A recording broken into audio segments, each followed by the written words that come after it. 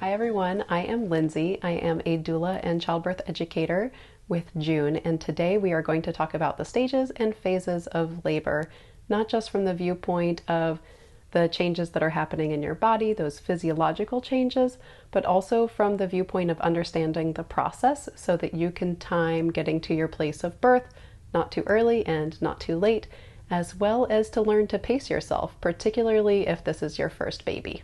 You can think of labor as occurring in 3 different stages. So there's first the dilation stage, which is where your cervix opens and dilates. There's the pushing stage, which ultimately ends in the birth of your baby. And then there is the stage that everyone always forgets about because their baby is in their arms, and that is the stage where you birth your placenta. And not until all 3 of these stages are complete do you get to consider yourself no longer pregnant.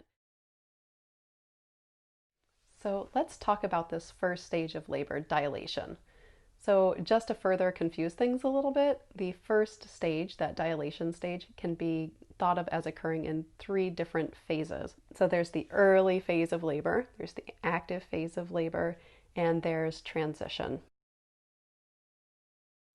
In early labor, the main goal is sustenance. So focusing on things that will sustain you in the long term. So that is rest, hydration, and food.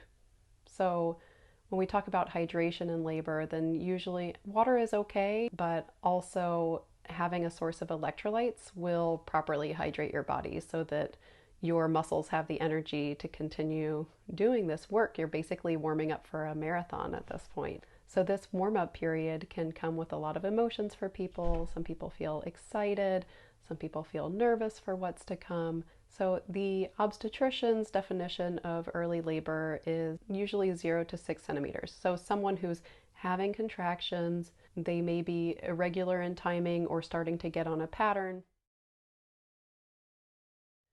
So then as things shift from early labor into a more active labor pattern, contractions become longer and stronger and closer together. The contractions require more focus to get through and often require a little reminder to let the tension out of our bodies after that contraction has passed so that we can conserve our energy. The feelings that come with active labor are often a little bit of restlessness. People feel like they need to change positions or that something that was working for them, coping measure wise, was working a moment ago but isn't working for them anymore and they want to try something else. So the obstetrical definition of active labor is when the cervix is dilated to somewhere between 6 and 8 centimeters, and that is accompanied by long, strong, and close together contractions. So the third and final phase of the dilation stage of labor is transition. And transition is exactly what it sounds like. It's the transition from this labor part of labor to the pushing part of labor. Oftentimes people will feel a lot of downward pressure as baby has descended into the pelvis.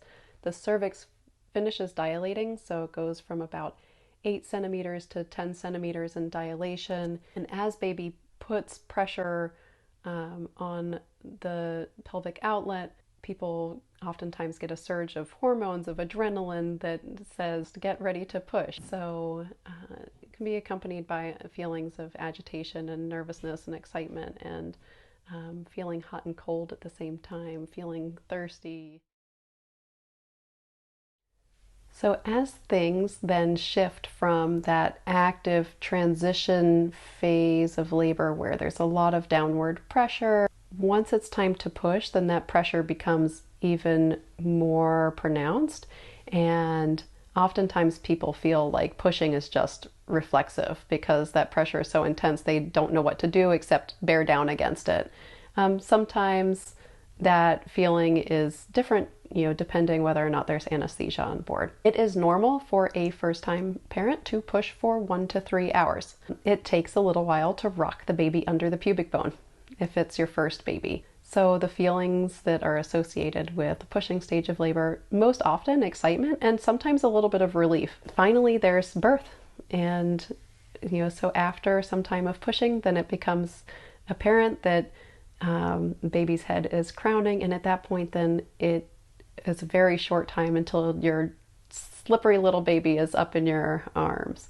But until stage 3, you're still pregnant. So the third and final stage of labor, the birth of the placenta. This is the stage of labor where providers are, ensuring that the bleeding is under control and that your uterus is what's called involuting. So your uterus starts to shrink back into its normal size pretty quickly after the birth of the baby. And during that shrinking process, then the placenta detaches and is ready to be born. But don't worry, because it's nothing like the birth of a baby. It does not have a skull. It's just a warm and squishy thing that most people feel like super relieved to have out. And then you get to no longer be pregnant. And that is labor.